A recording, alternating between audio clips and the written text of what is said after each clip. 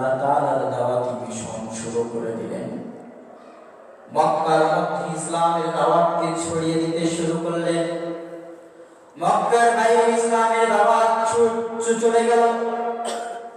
ইসলামের দাওয়াত সারা বিশ্বব্যাপী প্রচার হওয়া শুরু করলো। মক্কার কাফেররা নবী করিম সাল্লাল্লাহু আলাইহি ওয়াসাল্লামের ইসলামের দাওয়াতকে স্থগিত করে দিতে চাইল। নবী করিম সাল্লাল্লাহু আলাইহি ওয়াসাল্লামের দাওয়াতি মিশনকে বন্ধ করে দিতে চাইল।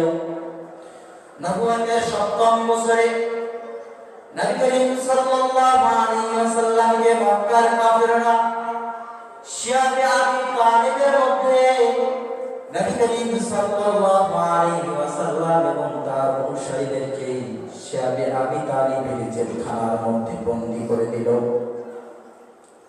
খাবার পানি সব কিছু ছিনিয়ে নিল।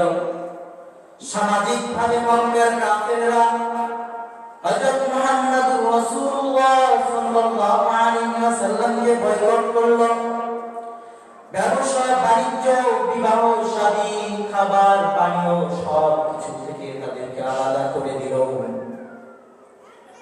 মক্কার কাফেররা নবী করিম সাল্লাল্লাহু আলাইহি ওয়াসাল্লামকে ইসলামের দাওয়াত থেকে বিরত রাখার জন্য, ইসলামের শব্দকে স্তব্ধ করে দেওয়ার জন্য নবী করিম সাল্লাল্লাহু আলাইহি ওয়াসাল্লামকে জেলে প্রবেশ করিয়েছিলেন, জেলে ঢুকিয়েছিলেন।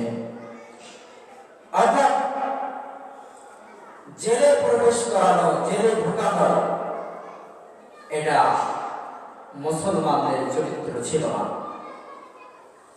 ইসলামের দাওয়াতকে স্তব্ধ করে দেওয়ার জন্য, ইসলামের কণ্ঠস্বরগুলোকে আটকে রাখা, আটকে দেওয়া, এটা কাফেরদের চরিত্র। সুতরাং মুসলমান, আরেকজন মুসলমান কোরআনের দাওয়াতগুলোকে, ইসলামের দাওয়াতকে বিশ্বব্যাপী ছড়িয়ে দিবে, এই ভয়ে যারা আলেম ওলামাদেরকে কারাগারের মধ্যে আটকে রাখে, এরা তো ওই আবু তালেব, আবু লাহাবের উত্তরসূরি। কথা বলেন ঠিক না বেঠিক? নবী করিম সাল্লাল্লাহু আলাইহি ওয়াসাল্লামকে আটকে রাখলো। খাবার পানীয় সব কিছু শেষ হয়ে গেল।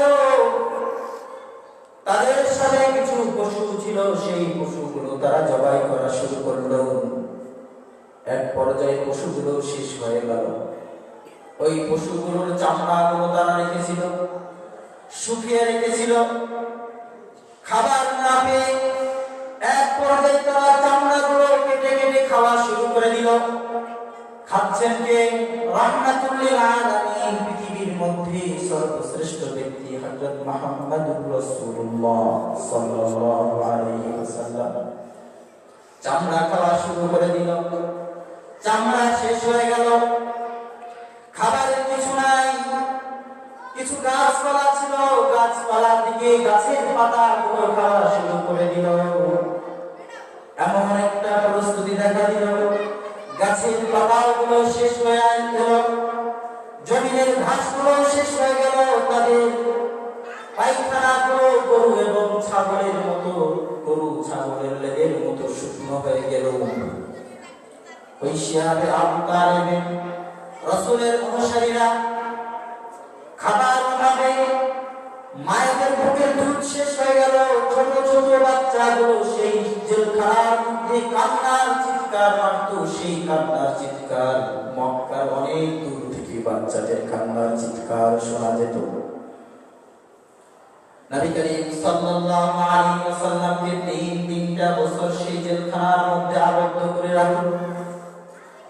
রাহমাতুল লিল আলামিন, পৃথিবীর সর্বশ্রেষ্ঠ ব্যক্তি জেল খেটেছেন, জেলখানার মধ্যে ইসলামের জন্য সব কিছু ত্যাগ করেছেন।